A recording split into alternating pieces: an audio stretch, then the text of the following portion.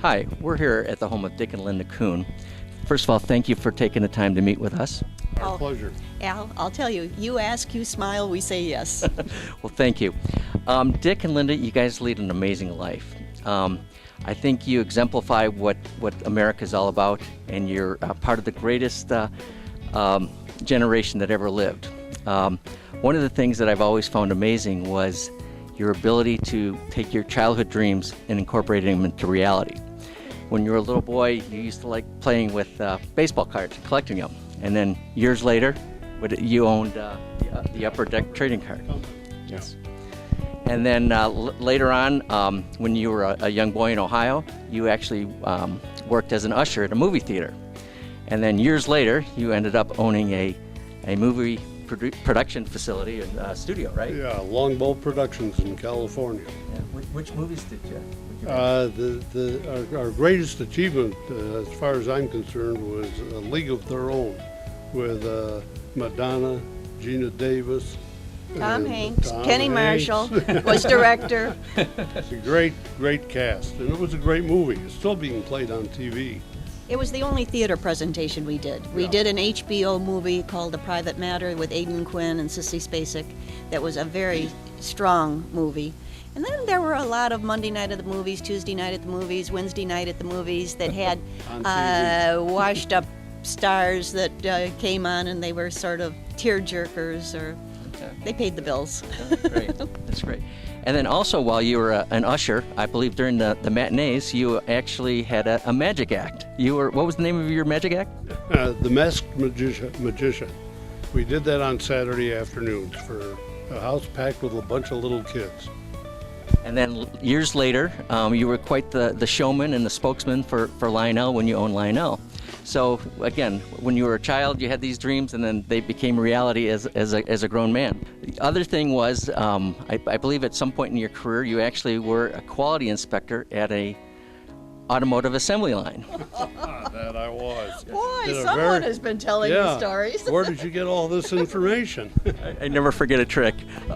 So, I think you had a mind for quality back then, and you actually stopped the line a few times, much to the chagrin of the foremans. And one time I shut the line down entirely, and the foreman was ready to get me fired until my inspection boss came around, and I looked at him and I said, the production foreman wants to get rid of me. He said, no way is he getting rid of you.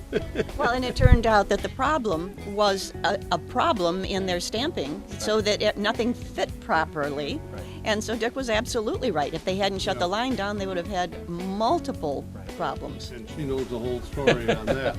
And the part that they misstamped was in another plant several miles away. And the whole truckload of all the parts that came over, they were installing in the body of the automobile. And so I just plugged everything up. I kept knocking them down and saying, no, it won't pass. That's great. But that's all part of growing up, I'll tell you. But as a young man, you worked in the assembly line, and then years later, you and Linda are probably one of the premier classic automobile collectors in this country. We like to think so, but I'll tell you, we sure enjoy it. We enjoy the people. Very much, that we meet from all over the world, really, and all over the country, obviously. In fact, we're going to a show in 2 weeks from now at a great major concours called the St. John's, the Concours of America, and it's always fun. Great cars there. Speaking of cars, how many cars are you up to now, Linda? Well, see, we don't agree on that. I think that it's around 107, and he's going to claim otherwise. But listen to me. I say it's about 105. Oh, well, in that case, I say it's 110. That's great. And then also as a young child growing up, I think most people know the story, but when you were walking down the street coming home from school. So if you could tell that story a little bit. Right. I was 7 years old, and it was trash day. And here was a big trash barrel with a Lionel Train sticking out of the top. So I grabbed it all up in my arms, track and all, and took it over, showed it to my dad, and he said, what do you want to do with this? And I said, can we make it run? So he said, we'll try, and we did. And so we got it running. And that started me on my romance with Lionel at the age of 7. and it's been there ever since. And what happened years later? Well, years later, I had quite a collection, and part of that collection was owning the Lionel Train Company. And when did you purchase that?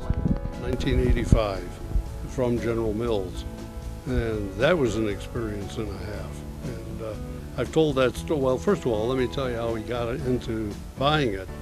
I was talking to my attorney one day, and he said, "Dick, have you heard that Lionel is for sale?" And I said, "You mean the company?" He said, "Yeah." He said, "Are you interested?" I don't know. I probably could, well, find out what it's all about. So he called the Lionel people and asked if it was, the rumor was true. And they said, "Well, who is it wants to know?" He said, "Well, I can't tell you that. He's a client of mine, but I can tell you he's interested, okay?" "Okay, well, find out his name and tell us who he is and what he is." So my attorney called them back a few days later and said, "I talked to my client, and he would like to talk to you, and his name is blah, blah, blah," and all the rest of it. So they called him back in a couple of days and said, "Yeah, let's get together and talk." And But that's what happened. the rest is history.